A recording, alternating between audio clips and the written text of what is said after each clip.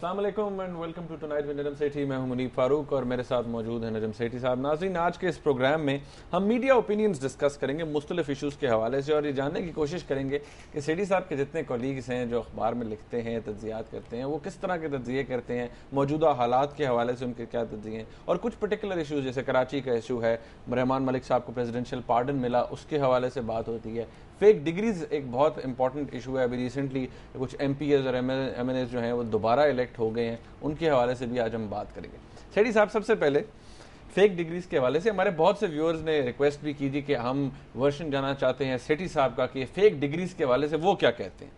सबसे पहले मैं एक कॉलम नवीस है, नाम तो ऑब्वियसली हम किसी का नहीं लेते, उन्होंने कहा है कि सबसे बुनियादी बात यह है कि पार्टीज जो टिकट देती हैं ऐसे लोगों को विदाउट एनी स्क्रूटनी, वो खुद भी उतनी ही रिस्पॉन्सिबल हैं इन जाली डिग्रीज की जितने कि वो इंडिविजुअल हैं। और दूसरी बात ये कि जब वो टिकट दे देते हैं और ये लोग इलेक्ट हो जाते हैं तो ये एक किस्म की म्यूचुअल अंडरस्टैंडिंग है उन पार्टीज़ की कि वो भी क्राइम कर रही हैं, क्रिमिनल्स हैं सारे। तो कहते हैं ये पार्टीज़ जो हैं इन तमाम के अंदर क्रिमिनल्स बैठे हुए हैं। बात ये है कि ये पार्टीज़ ने जो 18th कॉन्स्टिट्यूशनल अमेंडमेंट पास किया है उसमें तो उन्होंने सारे अपने ऊपर जो अकाउंटेबिलिटी का मैकेनिज्म था कि इलेक्शंस होंगे पार्टीज के अंदर, आर्टिकल 17(4) के जी वो आप इंटरनल पार्टी डेमोक्रेसी होगी, पार्टी के अंदर इलेक्शंस होंगे, वो भी ख़त्म कर दिया उन्होंने। आप उनको कह रहे हैं कि वो अकाउंटेबिलिटी अपनी इंटरनल बढ़ाएं और ये जो सारा इलेक्शन कमीशन या इलेक्शन ट्राइब्यूनल्स में जो चीज़ें जाती हैं एक दूसरे के फेक डिग्रीज है और भी हिडन एसेट्स हैं, ये पहले अपने साफ शफाफ लोगों को लिया करें जिनके ऊपर कोई दाग ना लग सके और उसके बाद फिर ये इलेक्शन में जाएं। मगर ये ऐसे होता नहीं। क्यों नहीं होता? उसकी वजह यह है कि साफ शफाफ लोग जो है वो कम है हमारे माशरे, यानी कि साफ शफाफ लोग सियासत में कम है। सियासत में कम, देखिए माशरे से ही निकलते हैं ना, माशरे में भी साफ शफाफ लोग कम हैं और ऊपर से सियासत में तो उसका नाम ही जो डबल स्पीक है, दोगलापन है, सियासत का तो नाम ही है ना। ये डेफिनेशन ठीक है, तो मैं आपसे इंडिजिनस डेफिनेशन है। नहीं, इंडिजिनस नहीं, हर जगह पे सियासतदान झूठ भी बोलते हैं, मगर रेगुलेशन होती है ना, अकाउंटेबिलिटी। इसीलिए ये पार्टी इलेक्शंस करवाए जाते हैं, इसीलिए इलेक्शन कमीशन क्रिएट की गई कि जी जो भी गलत बयानी करे उसको पकड़ लिया जाए। अब बात ये है कि ये डिग्रीज का जहाँ तक आपको याद होगा एक वक्त था कि यहाँ degrees was not a condition, ये तो मुशर्रफ साहब ने लगाई थी ना, BA की डिग्री। अच्छा, अब बात ये है कि हमारे देहातों के लोग हैं, वो चौधरी भी हैं, मलिक भी हैं, मियाँ भी हैं, मतलब है कि वो लीडर्स हैं अपनी कम्युनिटी के, मगर जाहिर है किसी ने मैट्रिक किया हुआ है, किसी ने इंटरमीडिएट किया हुआ है।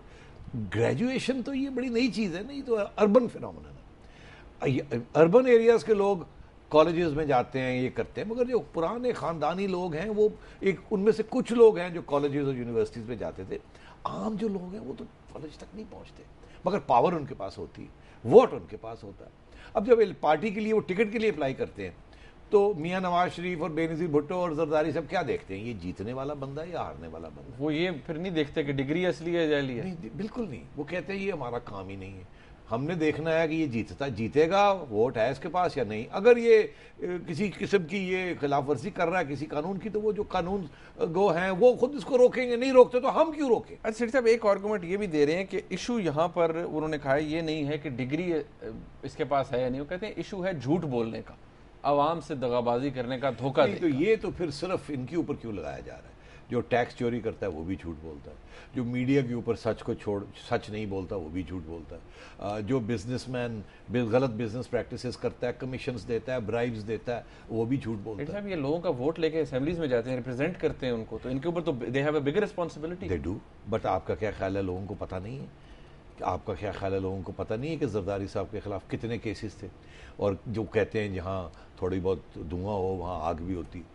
तो अगर इतना कंट्रोवर्शियल आदमी इस मुल्क का प्रेसिडेंट, तो आप क्या समझते हैं हमारे लोग अवाम जिसने वोट डाले बेवकूफ़ है? नहीं, उनको सब पता है, उनको पता है किसने क्या किया है, मगर उसके बावजूद वो ये कहते हैं हम इसको वोट देंगे। तो आप वन साइडेड देख रहे हैं ना। मैं जस्टिफाई नहीं कर रहा, मैं एक्सप्लेन करने की कोशिश कर रहा हूं कि ये क्यों इस किस्म का माहौल क्रिएट हुआ है। हमारी आवाम भी, उनको पता है कि फलाना बंदा जो है वो चोरी भी करता है, ये भी करता है, ये भी करता है, ये भी करता है, फिर भी वोट देते हैं। अच्छा, एक क्यों देते हैं? अच्छा, एक बात तो ये आप लीडर्स को क्यों आप तनकीद करते हैं, आवाम की तनकीद क्यों? वो क्या कहते हैं, क्या ये सिंबल नहीं है एक ڈیڈ سوسائٹی کا کہ جہاں پر ایک بندہ ڈکلیئرڈ ہے کہ اس نے جھوٹ بولا ہے, یہ جمشید دستی صاحب, اجمل آصف صاحب, انہوں نے جھوٹ بولا ہے اور 42 ڈگریز پھر خود استعفے دیے, تو دوبارہ عوام نے انہیں ووٹ دے دیے. یہ ایک ڈیڈ سوسائٹی ہے؟ نہیں, ڈیڈ سوسائٹی نہیں ہے, یہ ریئلسٹک سوسائٹی ہے. عوام بے بس ہے. عوام کے لیے آپ نے اور میں نے اور لیڈرز نے کیا کیا؟ کچھ بھی نہیں کیا. عوام کے حالات کو بہتر تو نہیں ہو رہے, خراب ہی ہو رہے ہیں, اور لیڈرز ہمارے پیسے بنا رہے ہیں. عوام تو جسے کہتے ہیں نا, وہ انگریزی کا محاورہ ہے کہ جب کوئی بندہ ڈوب رہا ہو تو وہ کوئی بھی درخت کا اس کو پتہ بھی مل جائے تنکے کا سہارا لیتا ہے. تو عوام تو ان لوگوں کا سہارا لے کے سروائیو کر رہی ہے. کیوں؟ کیونکہ اچھا اور کچھ نہیں تو وہ چور جو ہیں وہ ان کا تھوڑے بہت کام تو کر دیتے ہیں, اور ان کے پاس وہ آگے پیچھے ہوتے ہیں, ان کے ساتھ ان کی فوتگی پہ وہ شامل ہوتے ہیں, ان کی خوشی میں شامل ہوتے ہیں, کوئی چھوٹے موٹے ان کے کام کروا دیتے ہیں, ان کی نوکریاں لے دیتے ہیں. تو عوام دوسرے پرنسپلز کی طرف کیوں جائے؟ جی, تو سارا آپ کو معاشرہ چینج کرنا پڑے گا. عوام کو آپ تعلیم دیں گے, عوام کو آپ نوکریاں دیں گے, پھر عوام اس قسم کے سٹینڈرڈز اپنے لوگوں کے اوپر لگائے گی. سیٹھی صاحب, اسی ایشو کے اوپر ایک اور کالمنسٹ ہے, انہوں نے ایک بات لکھی ہے. انہوں نے کہا جی کہ سعودی عربیہ میں ایک فیمیل لیکچرر تھی, انہوں نے جعلی ڈگری کے اوپر امپلائمنٹ حاصل کی اور ان کو 1 سال سزا اور 100 کوڑے اوارڈ کیے گئے, اور یہ ان کی سزا تھی.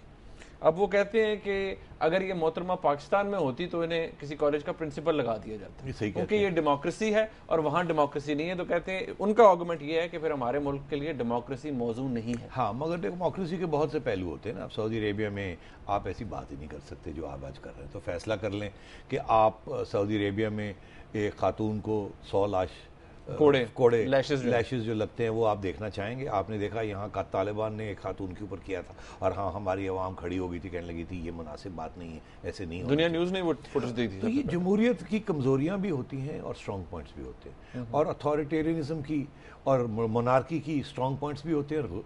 اگر سعودی عربیہ امیر ملک نہ ہوتا, تیل وہاں نہ ہوتا, تو کیا آپ کا خیال ہے وہاں مونارکی 2 دن چل سکتی تھی؟ وہاں بھی جمہوریت اور عوامی آواز کھڑی ہو جانی تھی, جو کہ ہمارے تھرڈ ورلڈ میں ہوتی ہے. اس لیے کھڑی ہوتی ہے نا کہ اپنے حقوق اور اپنے حقائق کے بیسس کے اوپر حقوق کو پروٹیکٹ کرنا.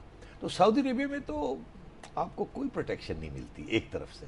دوسری طرف سے یہ ہے کہ قانون ایکولی اپلائی کرتا ہے سب کو, سخت قانون ہے یا نرم قانون ہے وہ ایکولی اپلائی کرتا ہے. مگر سعودی عربیہ کی جو عوام ہے وہ ساری سعودی آئل رائلٹیز کے اوپر زندہ ہے, مگر جو سعودیز جو ورکرز جو یہاں سے جاتے ہیں سعودی عربیہ, ان کی جو ٹریٹمنٹ ہوتی ہے, ان کی جو رائٹس ہیں وہ تو ہے ہی نہیں وہاں.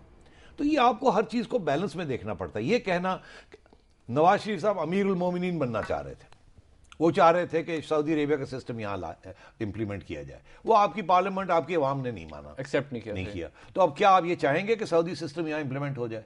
میں آپ کو عرض کروں کہ اگر سعودی سسٹم آپ نے یہاں امپلیمنٹ کر دیا تو 2 دن نہیں آپ چل سکتے. نہ آپ کے پاس تیل ہے, نہ آپ عوام کے لیے کچھ دیں گے, نہ.